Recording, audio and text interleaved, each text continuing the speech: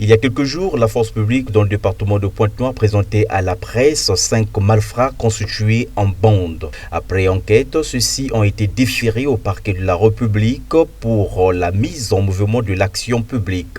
Le procureur de la République près le tribunal de grande instance de Pointe-Noire l'a signifié ce vendredi 26 mai dans un communiqué rendu public au palais de justice.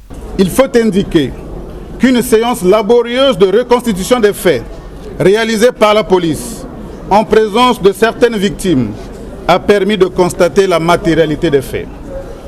Le mode opératoire de ces criminels était assez atypique, car, hormis les cas classiques de braquage, de vol à main armée, d'extorsion de biens et autres, ils arrivaient souvent dans des résidences en tenue militaire, avec armes, à bord de véhicules, feignant une perquisition judiciaire sous le prétexte de rechercher des armes. À l'occasion, ils emportaient ce qu'ils pouvaient trouver, argent, bijoux et autres objets de valeur. Ils n'hésitaient pas de mutiler ceux qui voulaient s'opposer à leur action. Certaines victimes portent aujourd'hui des blessures dans le cœur et sur le corps. Dans l'opinion fortement émotionnée, il revenait que ce sont des éléments de la force publique qui procédaient à ces actes. Avec cette importante prise, c'est la force publique qui est blanchie et c'est la justice qui est en marche.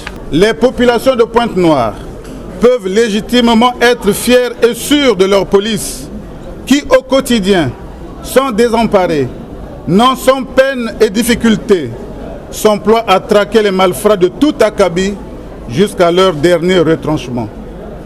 C'est ici l'occasion d'adresser à la police tous mes compliments pour son action sur le terrain, tout en invitant celle-ci, avec d'autres composantes de la force publique œuvrant dans la chaîne pénale, à redoubler d'ardeur et de professionnalisme en se souvenant toujours des instructions de Monsieur le ministre de la Justice, des droits humains, la promotion des peuples autochtones, sur la traque accrue des bébés noirs et des grands criminels qui infestent nos grandes villes, surtout en cette période où l'on approche des échéances électorales que nous voulons tous paisibles. Une procédure de crime est ouverte pour permettre la comparution de ces criminels devant la justice.